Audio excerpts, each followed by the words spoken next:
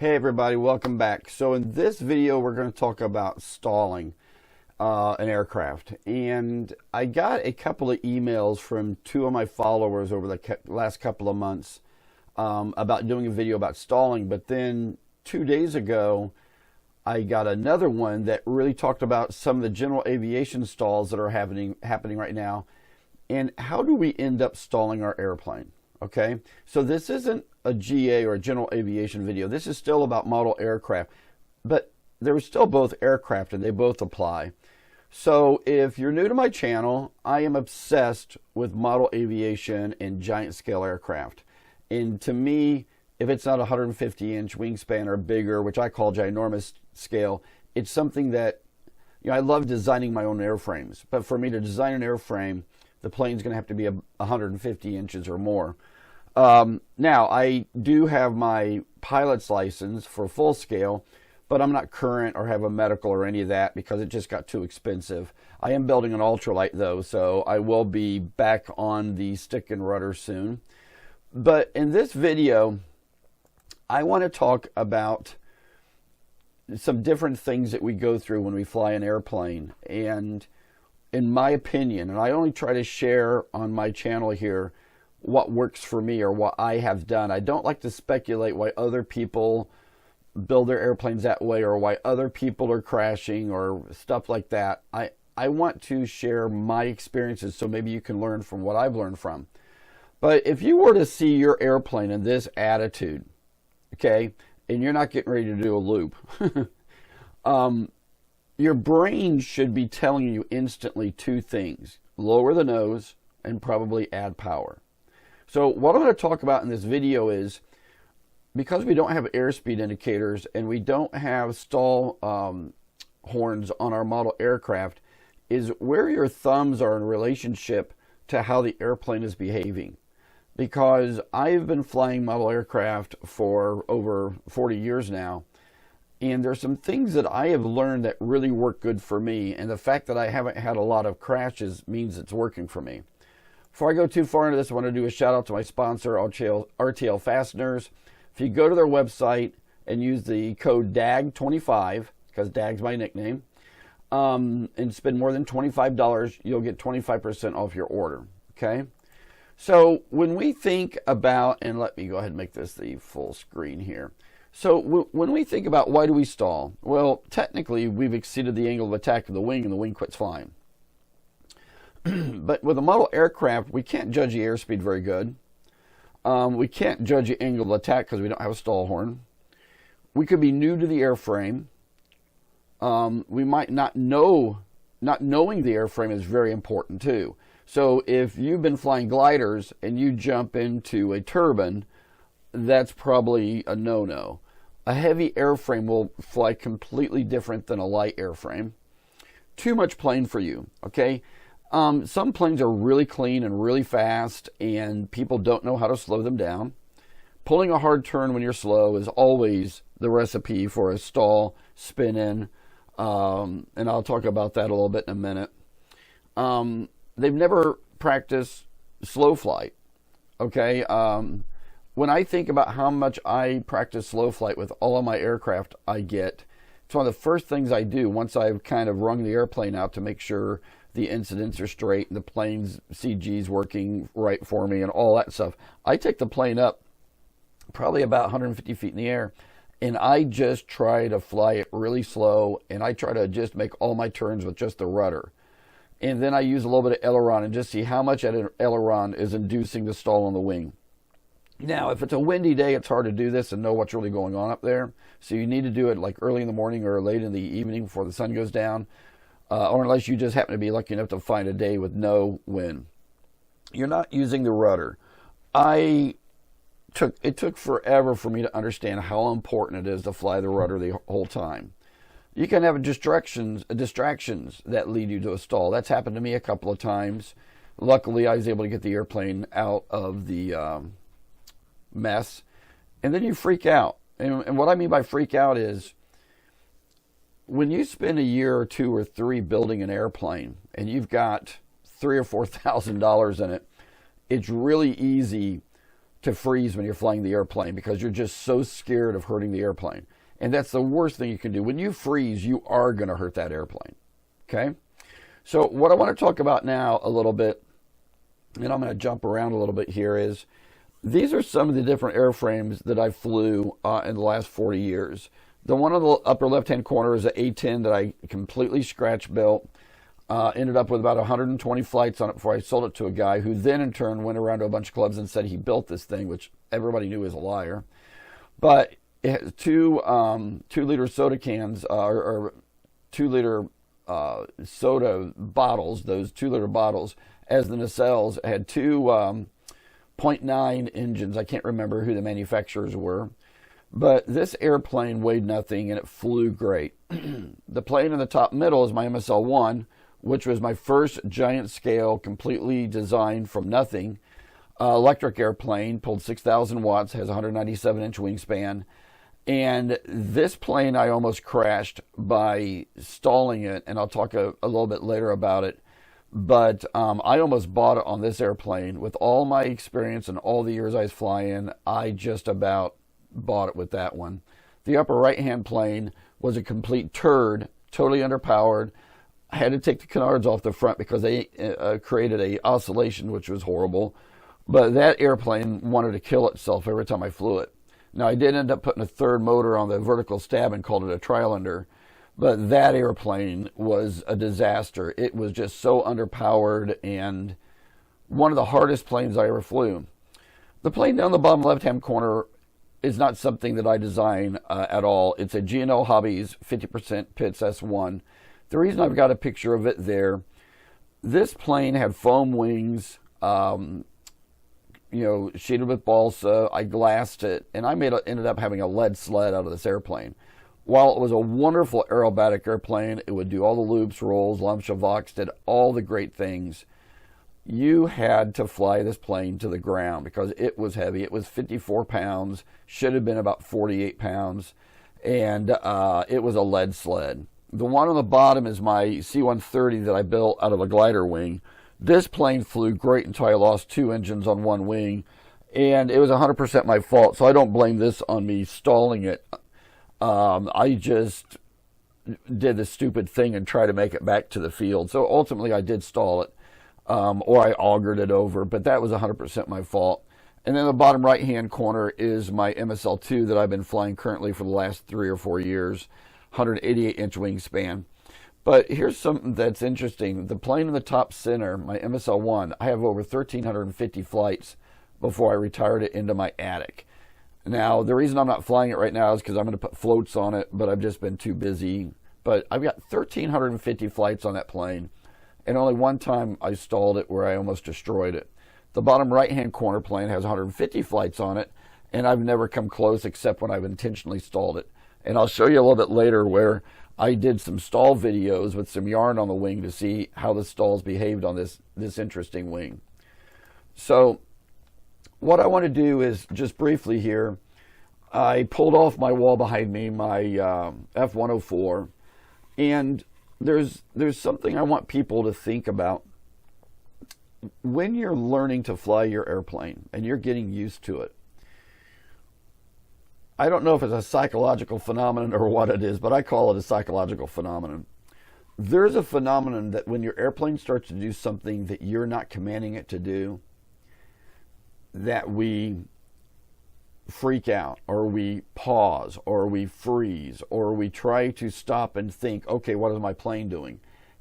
And that plane's not going to stop doing what it's doing. So if your brain stops for a minute to say, oh my gosh, what is my plane doing?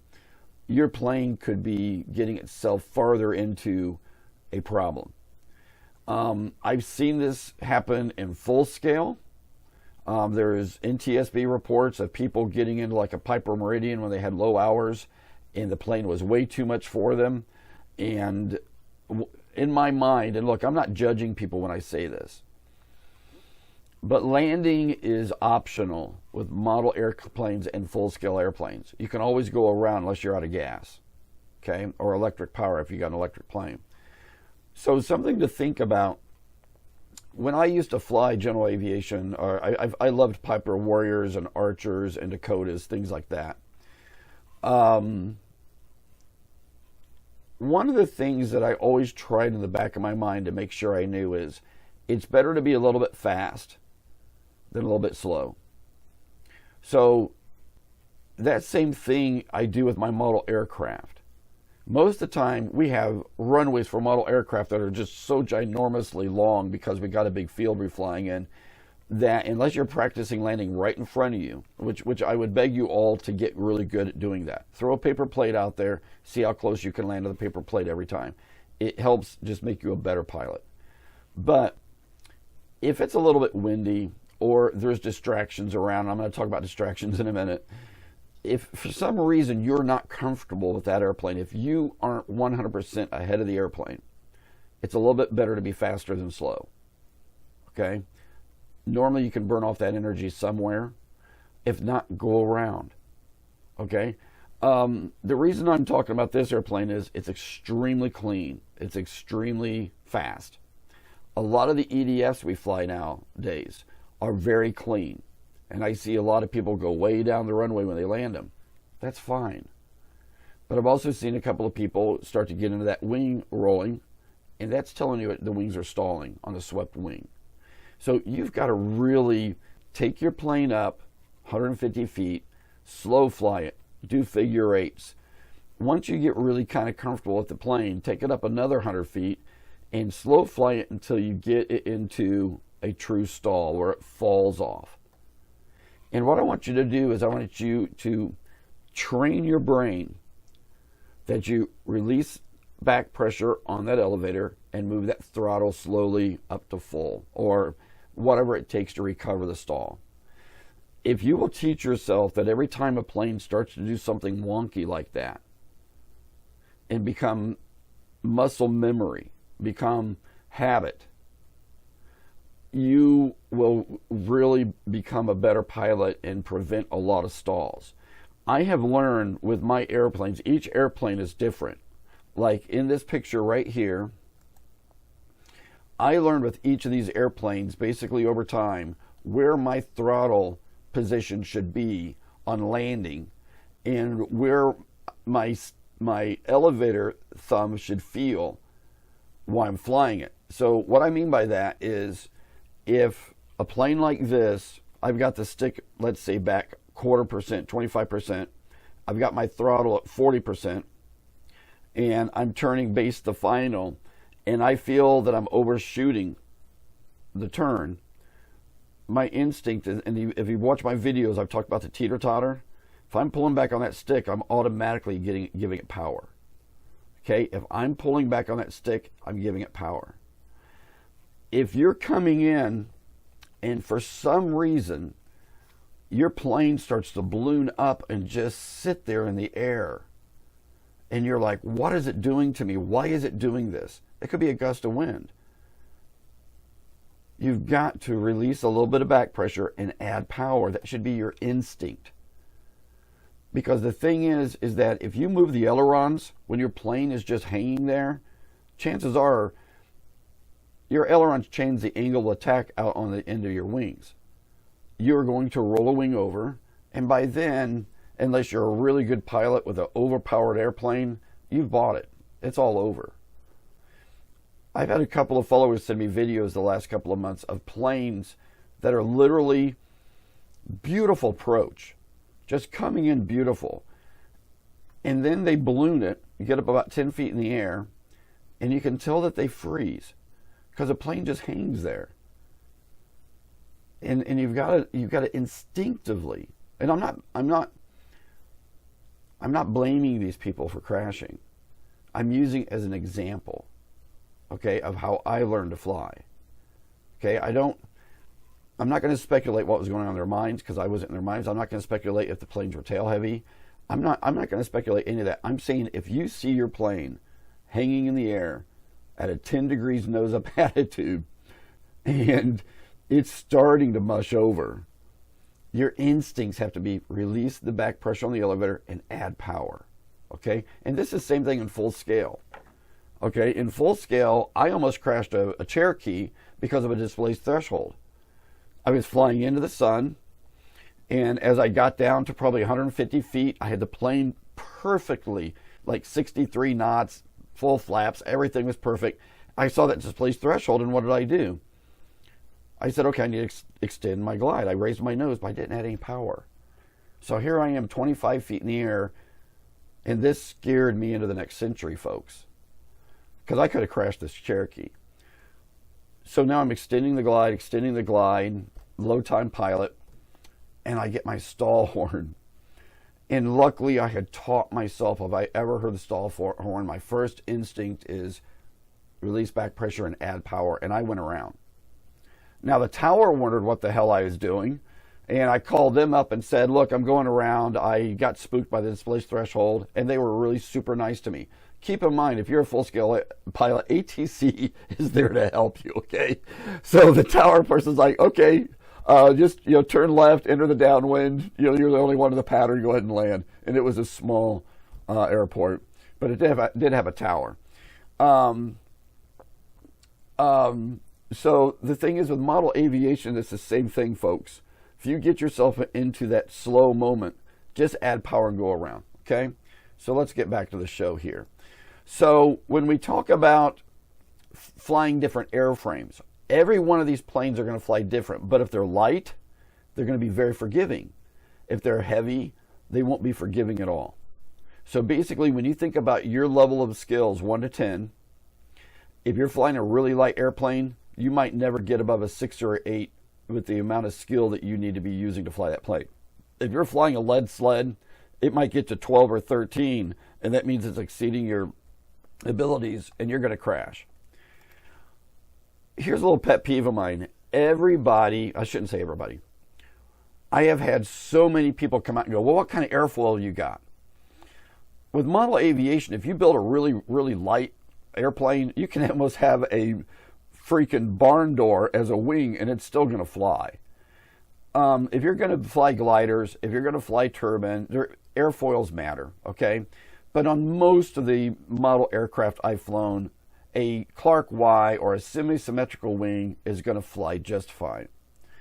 Now, there's a thing with model aviation that created, I don't know why this happened, folks, but there's a thing called cubed wing loading, and 99.9% of the people out there totally get it, and it's just a way to judge how your plane's going to behave in the air. If you got a low wing cube loading, the plane's going to probably fly very nice. If you got a higher one, you're probably going to have some better skills to fly it. An example is this P-40 a friend of mine's building, basically, and I've been helping him with keeping it light. But he's going to have an 11.24 wing load, which, if you look at the scale down there, that's in the sports scale model, so that's perfect. This plane's going to fly beautifully. But I've had people ask me, why does your MSL2 look like it's just a glider? Well, the reason it's a glider is, if I do the math at 61 pounds, which a plane doesn't weigh 61 pounds, it weighs 59 pounds and 6 ounces, I would have a cubed wing loading of 3.7. If you look at the scale up here, that's under 4. That's a glider or a slow flyer. So this 188-inch wing behemoth, made mostly all out of balsa wood, some carbon fiber toe, plywood for the firewall, and monocoat, this thing weighs 59 pounds and flies like a glider. Okay? So now what I want to get into is our capabilities while we're flying. And look, this is just my personal opinion. Okay, this is what I think works for me. But when we're kind of showing off, flying around, yes, we're concentrating. Okay, we're when I do like a one-wheel touch and go, do I have a chance of hitting the wing on the runway? Yes, I've done it probably 100 times, dragging the wingtip on it, and I've gotten by with it every time. Have I hit the wingtip of this plane on the pavement? No, because it's got a little bit longer legs on it. But when we're flying our planes and we're, how do I say this? We're enjoying the flight. We're high as a kite because we're enjoying flying our airplane. Sure, we're concentrating. But we're not in a fear of losing the airframe normally when we're doing loops and rolls and touch and goes. We're not in fear of the airplane just falling out of the sky. And then when we land and we're bringing our airplane back into the pits, and by the way, I had to hold the wingtip on this MSL1 because it didn't have a tail wheel.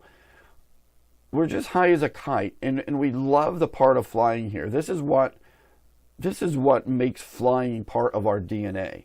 If you're a non-pilot, you won't get it. But if you're a pilot, you'll know it. And I don't mean full scale. I mean model airplanes. To me, I love flying model airplanes more than flying full scale. Full scale is expensive and you can die. I mean that kind of a joke, but it's true. But when you think of your model aircraft, when we land, we come back in and we sit down on our lawn chairs, and we're just in that mood where we're just really happy. Okay? But what I want to talk about, and I've done a couple of videos about landing, so I'm not going to get into it too much here. But when we get into the pattern to land, that's when we have to switch gears. We've gone from having a really happy flight, and it's a flight where we are like, it was perfect. We did our loops, rolls, knife edge, whatever we did. But now we got to be grown-ups, and we got to be serious about landing the airplane. And one of the hardest things is when you got a heavy airplane and you're turning base to final, this is where a lot of people crash, because they forget about the teeter-totter of the throttle. If you're pulling back on that stick, by God, you need to be adding some throttle. Okay? But let's think about it for a minute, what we're seeing. This is a 3D rendering I created of like a A7 turning base to final. You can't tell right now if that airplane is going fast or slow because it's coming right at you. It's very hard sometimes to understand how much angle of attack that wing's got, if it's got a leading edge device and it's got flaps. I have an Avante EDF that with the flaps down, with the stall fences on that wing, I can get a huge angle of attack out of that airplane, which surprises me. It just doesn't fall out of the sky. But let's think about what we're seeing when we're flying our model airplane.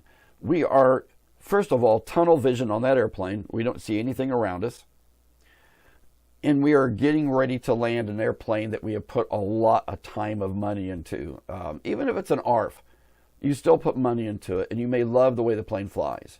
So this is where I want people to kind of understand, and I'm going to talk about it a little bit more in a minute, but imagine you're just getting ready to land this airplane. It's right on the verge of stall, and you hear somebody start screaming, dead stick, dead stick, dead stick. I'm coming in, dead stick. First of all, you're like, why are they screaming? Is the plane getting ready to hit you? Are they out of control? And I had a friend in this exact scenario you're looking at right here start to do a go around by pulling up on this stick before he had power to do his go around. And he stall spinned it right base to final. I was sitting behind him in a lawn chair. I was sitting in a lawn chair right behind him. And instantly I knew what happened. He turned to me and he looked, he goes, I just stalled. And I said, well, let's go pick it up. And we're looking for this guy that's doing a dead stick. And honestly, I'm not putting anybody down, but the dead stick was so far away from us that it was just a bad moment, folks. I mean, I know when you are doing a dead stick and you got a gas engine, which they die all the time. I'm kidding, because I love electric. They don't die. But look, I shouldn't have said that. I flew gas and glow for so many years without having dead sticks.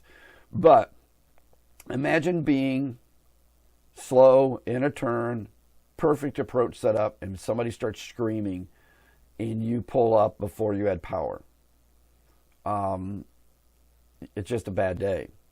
So now I want to talk just briefly about the experiment I did on my MSL2, where I put yarn on the wing and took it up. And I'll put some video at the end of this, so stay tuned at the end, of how this wing behaved when it was in the air and stalling. And now this wing was a wing I tried to create so that the outside of the wing would keep flying while the inside of the wing stalled, kind of like a canard behaves. And it does do that. This plane's very, very hard to stall unless you do an aggravated stall, which this is what this is right here. You can see some of the yarn is going backwards.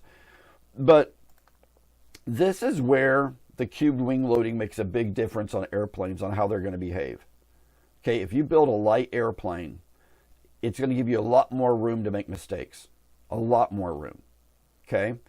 If you take an Avante like I did and you glass it and paint it and turn it into a complete lead sled, I mean, this thing flies beautiful. It's one of my favorite airplanes next to my Cessna 170 by Flex. But this airplane, I just love to fly this airplane. Now, those stall fences make a massive difference, because I made my stall fences so I could slide them on and off the wing. If you don't know what the stall fence is, it's this thing right here on the wing. It keeps the air going over the wing instead of traveling out the wing. But if you take these off the airplane, this plane will just rock like you wouldn't believe, left and right, when it starts to stall. With these stall fences, it has a pretty good mush over stall. But this airplane needs like 1 notch of flaps to take off to get it off the grass, and it needs full flaps when I land it to help slow it down. It needs some drag.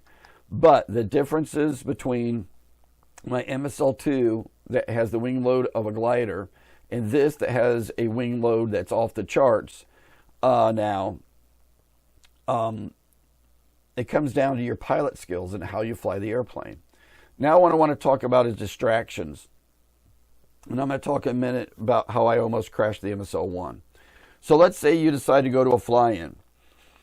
And it's early in the morning and nobody's flying, and you go up and you fly around and you're like, hell, this is easy, this is fun. Then you come out at noon and there's 12 airplanes in the sky. And you're like, do I want to take off? That's when you probably say no. Okay, honestly, if you've not flown at fly-ins and you walk out there and there's 12 planes in the air and you ask yourself, do I want to fly? The answer is probably no.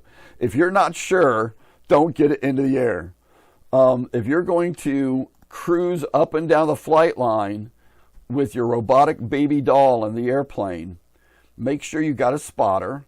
Make sure you have an idea of how many planes are in the air. And just make sure all around that you know you need to go flying. This flight is worth it. Okay, because keep in mind, taking off is optional, people. Landing is optional. Planes don't crash into the sky. So when you show up to a fly-in, and this was, Seth, like 10 years ago, here's my little MSL1 down here in the red circle, and you think about, and this wasn't even before everybody showed up. This was like the Sunday before it started, and we already had this many planes at it. When you think about how many people show up to a fly-in, and you ask, and this was actually just last year at Seth, if you ask yourself, do I want to go fly? The chances are you don't want to go fly. Okay, but I'm not discouraging you. Get up in the morning and fly when there's 2 or 3 planes in the morning. Fly late in the evening when everybody's gone into town to get Mexican or whatever. But just make sure you understand your pilot skills, your level of expertise. Now, the MSL1, how I almost crashed it. So I was at Ceph a long time ago, and I was flying when there was like 15 airplanes in the air. I was way up high in the air doing some slow flight, kind of showing off to one of my friends next to me, and then I had a spotter. And I stalled the airplane, and she immediately went into a spin. And I lowered the nose, full down elevator, let her pick up speed, and I eased her out and leveled out, and my buddy goes, did you add power? And this is the weirdest thing, folks. With all the experience and all the time I've been flying, I just lowered the nose to recover like I was flying a glider. I didn't even add full power. And believe me, I was so mad at myself going, you know, if I would have been only 100 feet in the air or 75 feet in the air and that happened, you know, just putting the nose down and then trying to add opposite rudder to stop the spin and then recover wouldn't have been enough. I would have crashed. You've got to add power. Now look, if you're in a true spin, sometimes power will kill your plane.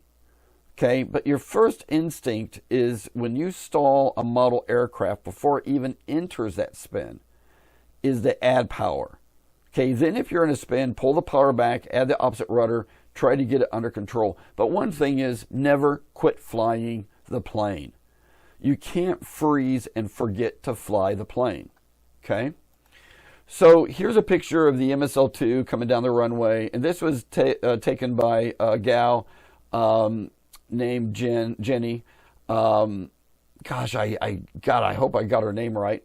But boy, I'm embarrassed, everybody. I'm horrible with names. I'm picturing her. She takes all the pictures. Her and her husband's big in model aviation, but I think it's Jennifer or Jen or something like that. But she does incredible pictures in the air. So in this picture, I'm just kind of cruising down the runway, okay? In this picture, believe it or not, I was turning base to final, and somebody started screaming, "Dead stick, dead stick, dead stick." And literally right next to me, they were screaming it. And I just added power, took it up, and I yelled real loud, I'm up high, I'm out of everybody's way, because this thing's a big behemoth. But you've got to, in your mind, know that if you're going to go up, you've got to add power. That teeter-totter of your hands, if you're pulling back on the stick on the right, your left hand needs to be going up. Okay?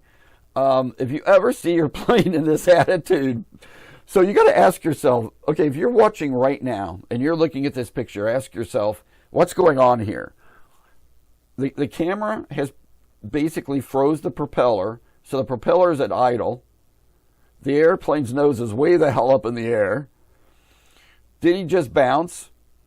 Or was he coming down too quick and he's over-corrected on the elevator? Now, this is me flying this thing. And you've got to ask yourself, what would you do? And I'll tell you exactly what happened here.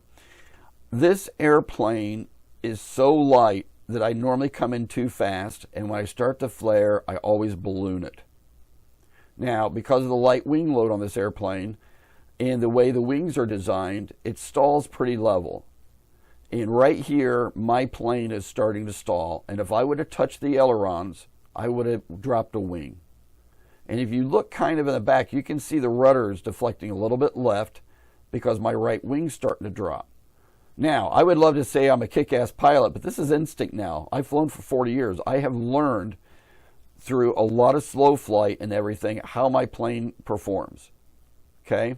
So what I did here was I eased off just a little bit on the elevator. I went to about third throttle, stabilized the plane about 8 inches off the ground, pulled the throttle back down, and landed successfully. Okay? But this right here, folks, if this was a P-47 that was a lead sled, a fat pig, this would be a horrible attitude to be in with a warbird that's really heavy, unless you're taking off. Okay? So, and then we've got this picture here. And the reason I've got this picture, folks, is I was at a fly-in once, and I was getting ready to come right down the runway. I had yelled very loud doing a flyby, and this jackass takes off right in front of me with a GoPro on his head so he can videotape his plane in close to him and almost has a head-on with me. Now, I didn't get mad or anything. I didn't put arsenic in his root beer. I just put that up to flying at a fly-in, folks. Okay? I try to be very civil and, you know, I don't start fights, but I do get even. No, I'm kidding. But look, folks, flying model aircraft means you are going to fly around other people unless you got your own farm. Okay? So the people are going to do stupid things that can endanger your airplane. And it was really stressful. I opted because he was out of my way to go ahead and land. But I'm telling you, folks, there are jackasses out there around you that can distract you so quickly that you can crash your airplane. And it's not your fault. It's their fault. And then I want to share this picture with you because this was a morning at CEF where I was up doing really slow, lazy, low altitude figure eights. And I almost crashed this plane.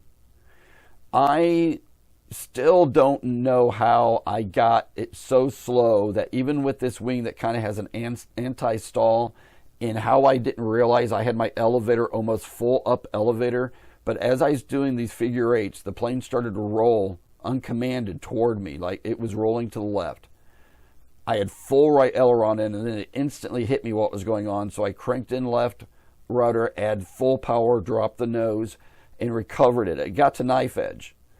And I landed the plane, and I didn't fly until that evening. It scared the crap out of me. So, folks, it can happen to anyone. To anyone. You've got to always be flying the airplane.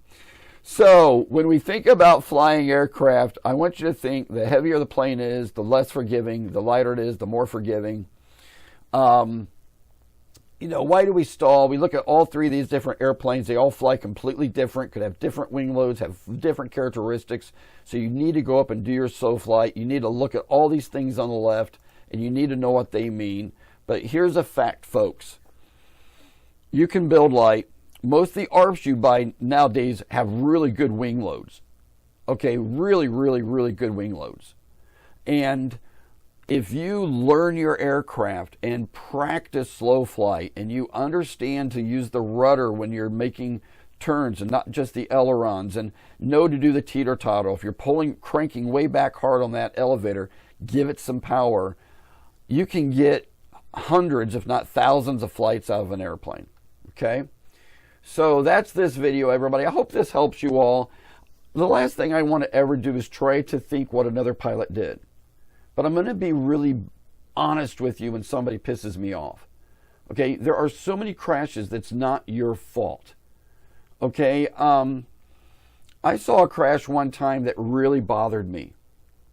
A guy had gotten into a plane that was a little bit too much for him. But a lot of us do that sometimes. A lot of us will get into an airplane and then we learn. Sure, if we crash it, that's our fault. But this guy, and I'm not going to mention where this was at or give you any more particulars because there were hurt feelings over this. But this guy had a really nice airplane. He was really getting used to flying it. And a guy was going up and down the runway, flying like a jackass. And all of a sudden, he just crashed into the ground. And I mean, put a crater in the ground. And this other guy flying the airplane that was a little bit too much for him got so distracted that he stalled his airplane. And it spun in and crashed. And he looked down the runway at the guy that crashed and yelled, "What are you doing? You know, you're going up and down the runway making all this noise and screaming and laughing, and then you crashed. And I crashed my airplane." A lot of people felt like the guy who crashed his airplane that was too much shouldn't have been flying a plane that was too much for him. I totally disagree. I mean, he knew the risk of flying a plane that he could get behind. But when a plane piles into the ground, and I mean, it made a lot of noise. I mean, it was loud. I think I might have taken my eyes off my MSL to see what happened. Okay? So, look, everybody, we're all human. But stalling a model aircraft doesn't have to happen. And if you're a novice pilot, you know, take baby steps, you know, when you're getting into your planes. Get a high wing trainer, get really good, but master it before you move into a low wing plane. Okay? Get on a simulator and spend a ton of time on the simulator really learning left and right and all of that, so it's all just muscle memory. That's very important to do. Okay? But what I want you to think about is once you're in the air, you can't make the landing so important that you freak out, that you freeze, that you can't move your thumbs. Okay? Takeoff is optional. If you're truly that worried that the plane is going to be like that, don't take off. But also be smart. If there's people around you, good pilots, and I'm talking about good pilots. I've had this happen to me a couple of times. You know, I've been an instructor. I think I have 101 people that I got to fly model aircraft. I've had people yell, you know, "Hey, Dag," and I'm like, "Yeah," and he goes, "Can you land my airplane?" I'm like, "Yeah, why?" I'm afraid I'm going to crash it. And normally what I do is I talk them into a good landing, okay? I just tell them to relax, keep the airspeed up. We got 800 feet of runway. You're not going to hurt it. But if they really don't want to land it, I'll take the radio and I'll land their airplane. But I'm going to talk them through what I'm doing, okay? Now, sometimes I'll take up and fly the plane a little bit just to get used to it, and I'll fly it really slow up high and like, okay, let's land. But don't be afraid to ask for help. Master your trainer and master each airplane as you incrementally go up. You know, there was a crash a couple of weeks ago in general aviation where a guy bought it in a Meridian, Piper Meridian, real low hours, got it slow, and I think it was IMC conditions, had just gotten his instrument or something. I don't know all the particulars to it. I just know one of my friends sent me one of the guys that do the flight crash review things on YouTube. And my heart just broke, just imagining, first of all, why a person with such low hours was in a Piper Meridian turbine. I think it was a Turbo Meridian or whatever they call it. just don't go too fast when you're learning your model aircraft, because every time you crash an airplane, you question yourself and your abilities, and it's almost like, oh, I want to get out of the hobby.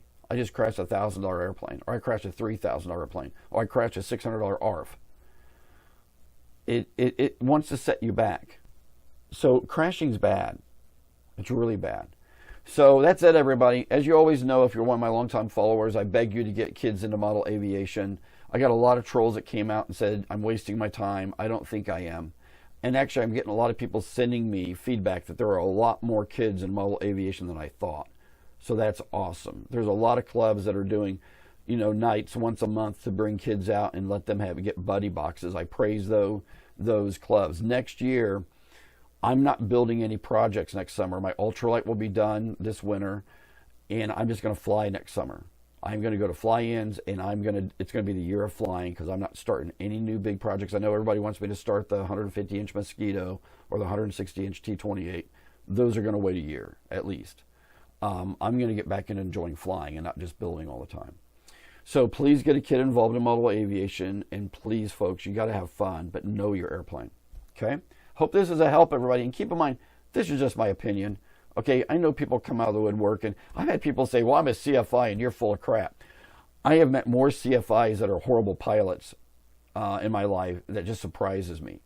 Okay, a lot of CFIs get their hours just to move on to the airlines. So as soon as they got their commercial, as soon as they can become an instructor, they're flying. And most of the time they have less hours than I did in general aviation. I got to 600 and some hours, and most of them are in the 300 to 400 hours. So you don't impress me by telling me you're a CF double I, triple I, quadruple I, octagonal I, whatever the hell you are. It doesn't matter. I'm just trying to do this to help people, and I think help is good. So rock on, everybody. I'll talk to you next time, and please like and subscribe if you haven't already. Be safe, everybody. Rock on.